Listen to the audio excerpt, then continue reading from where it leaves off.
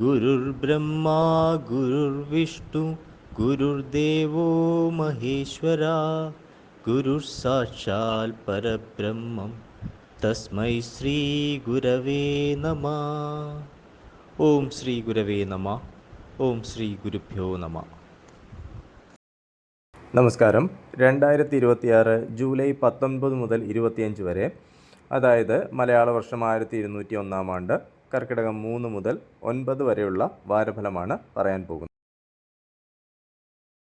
അടുത്തത് മേടക്കൂറിൻ്റെ ഫലങ്ങളാണ്. അശ്വതി, ഭരണി, കാർത്തികയുടെ ആദ്യപാദം എന്നീ നക്ഷത്രങ്ങളാണ് മേടക്കൂറിലുള്ളത്.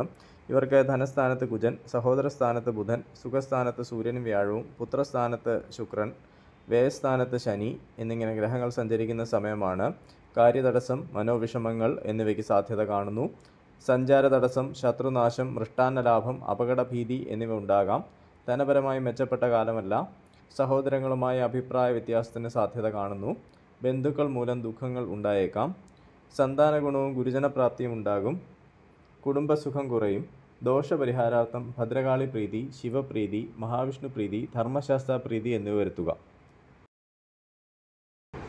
അടുത്തത് ഇടവക്കൂറിൻ്റെ ഫലങ്ങളാണ്. കാർത്തിക മുക്കാൽ, രോഹിണി, മകേരത്തിൻ്റെ ആദ്യത്തെ പകുതി എന്നീ നക്ഷത്രങ്ങളാണ് ഇടവക്കൂറിലുള്ളത്. ഇവർക്ക് ജന്മത്തിൽ കുജൻ, ധനസ്ഥാനത്ത് ബുധൻ, സഹോദരസ്ഥാനത്ത് സൂര്യനും വ്യാഴവും, സുഖസ്ഥാനത്ത് ശുക്രൻ, ലാഭസ്ഥാനത്ത് ശനി എന്നിങ്ങനെ ഗ്രഹങ്ങൾ സഞ്ചരിക്കുന്ന സമയമാണ്. ധനപരമായി മോശമായിരിക്കുകയില്ല. സന്താനങ്ങൾക്കും ബന്ധുക്കൾക്കും അഭിവൃദ്ധി ഉണ്ടാകും. ഇഷ്ടജനങ്ങളുടെ വേർപാട് ഉണ്ടാകാനിടയുണ്ട്. സംസാരം കൊണ്ട് ഗുണാനുഭവങ്ങൾക്ക് സാധ്യത. രക്തസംബന്ധമായ രോഗങ്ങൾ ഉണ്ടാകാനിടയുണ്ട്. ഭയം, സഞ്ചാര തടസ്സം, രോഗശമനം, മൃഷ്ടാന്നലാഭം എന്നിവ ഉണ്ടായേക്കാം. സന്തോഷകരമായ ചില അനുഭവങ്ങൾ ഉണ്ടാകും. ദോഷപരിഹാരാർത്ഥം ഭദ്രകാളി പ്രീതി, മഹാവിഷ്ണു പ്രീതി എന്നിവ വരുത്തുക. അടുത്തത് മിഥുനക്കൂറിൻ്റെ ഫലങ്ങളാണ്. മകേരം അവസാനത്തെ പകുതി, തിരുവാതിര, പുണർദം മുക്കാൽ എന്നീ നക്ഷത്രങ്ങളാണ് മിഥുനക്കൂറിലുള്ളത്. ഇവർക്ക് വ്യയസ്ഥാനത്ത് കുജൻ, ജന്മത്തിൽ ബുധൻ, ധനസ്ഥാനത്ത് സൂര്യനും വ്യാഴവും, സഹോദരസ്ഥാനത്ത് ശുക്രനും, കർമ്മസ്ഥാനത്ത് ശനിയും സഞ്ചരിക്കുന്ന സമയമാണ്. ധനനാശം ഉണ്ടാകാനിടയുണ്ട്.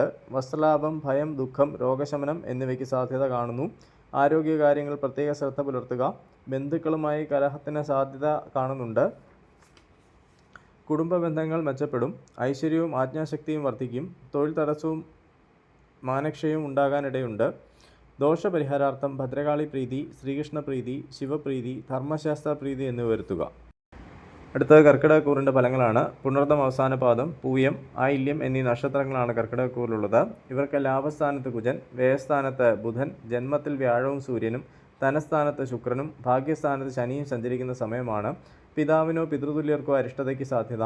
സാമ്പത്തികമായി മെച്ചപ്പെട്ട കാലമായിരിക്കും. പുതിയ ശത്രുക്കളെ സൃഷ്ടിക്കാതിരിക്കാൻ പ്രത്യേകം ശ്രദ്ധിക്കുക. അധികാരികളുടെ പ്രീതി ലഭിക്കാനിടയുണ്ട്. വസ്ത്രലാഭം, ഭയം, സഞ്ചാര തടസ്സം എന്നിവ ഉണ്ടായേക്കാം. ദേഹപീഡ വർദ്ധിക്കും. ദോഷപരിഹാരാർത്ഥം മഹാവിഷ്ണു പ്രീതി, ശിവപ്രീതി, ധർമ്മശാസ്ത്ര പ്രീതി എന്നിവ വരുത്തുക. അടുത്തത് ചിങ്ങക്കൂറിൻ്റെ ഫലങ്ങളാണ്. മകം, പൂരം, ഉത്രം ആദ്യപാദം എന്നീ നക്ഷത്രങ്ങളാണ് ചിങ്ങക്കൂറിലുള്ളത്.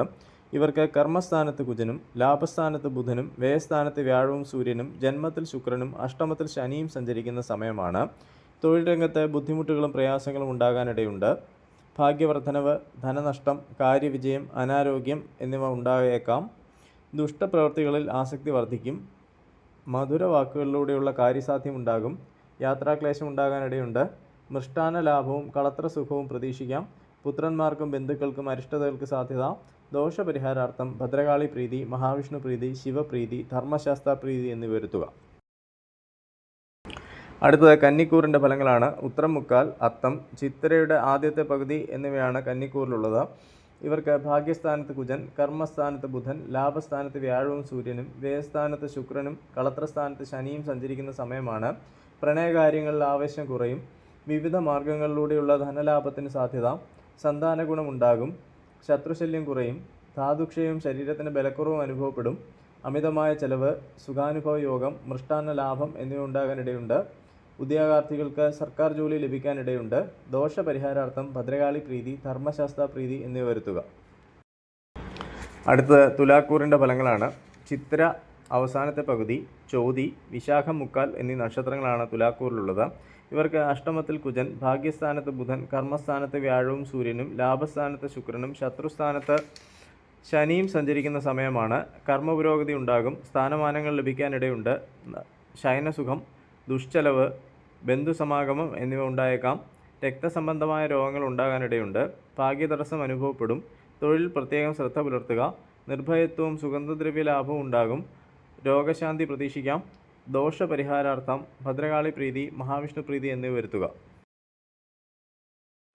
അടുത്തത് വൃശ്ചികക്കൂറിൻ്റെ ഫലങ്ങളാണ്. വിശാഖം അവസാന പാദം, അനിഴം, തൃക്കേട്ട എന്നീ നക്ഷത്രങ്ങളാണ് വൃശ്ചികക്കൂറിലുള്ളത്. ഇവർക്ക് കളത്രസ്ഥാനത്ത് കുജൻ, അഷ്ടമത്തിൽ ബുധൻ, ഭാഗ്യസ്ഥാനത്ത് വ്യാഴവും സൂര്യനും, കർമ്മസ്ഥാനത്ത് ശുക്രൻ, പുത്രസ്ഥാനത്ത് ശനി എന്നിങ്ങനെ ഗ്രഹങ്ങൾ സഞ്ചരിക്കുന്ന സമയമാണ്.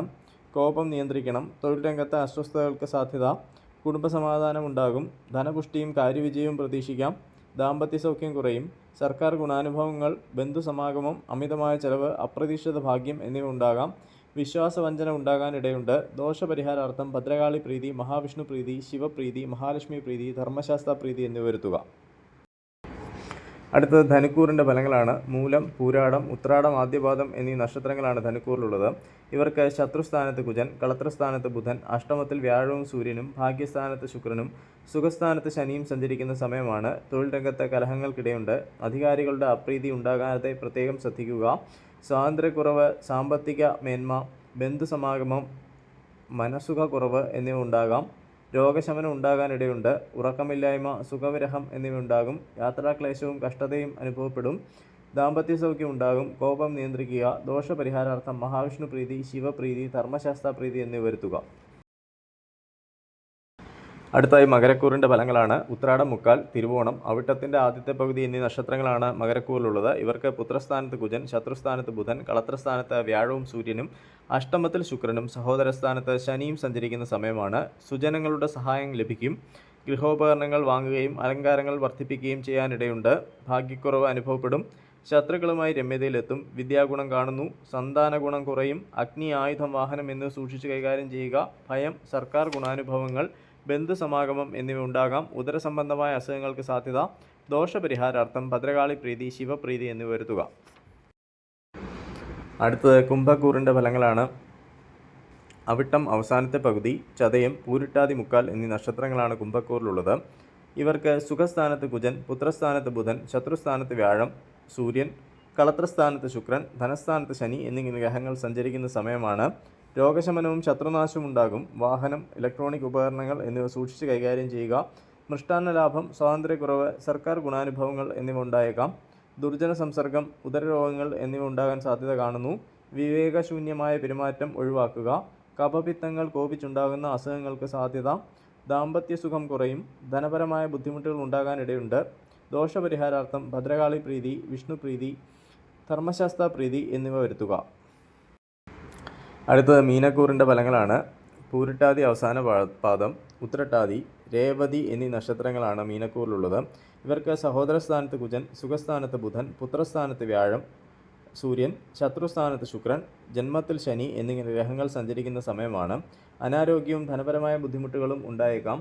ശത്രുക്കളിൽ നിന്ന് ഉപദ്രവങ്ങൾക്ക് സാധ്യത. സജ്ജന സംസർഗം ഉണ്ടാകും. ബന്ധുസമാഗമം പ്രതീക്ഷിക്കാം. വിശേഷ വസ്ത്രാഭരണങ്ങൾ സ്വന്തമാക്കാനിടയുണ്ട്. മൃഷ്ടാന്ന ലാഭം, ശയനസുഖം, സ്വാതന്ത്ര്യക്കുറവ്, അഗ്നിഭയം എന്നിവ ഉണ്ടാകാം. മാനസിക സമ്മർദ്ദം വർദ്ധിക്കാനിടയുണ്ട്. ദോഷപരിഹാരാർത്ഥം ശിവപ്രീതി, മഹാലക്ഷ്മി പ്രീതി, ധർമ്മശാസ്ത്ര പ്രീതി എന്നിവ വരുത്തുക.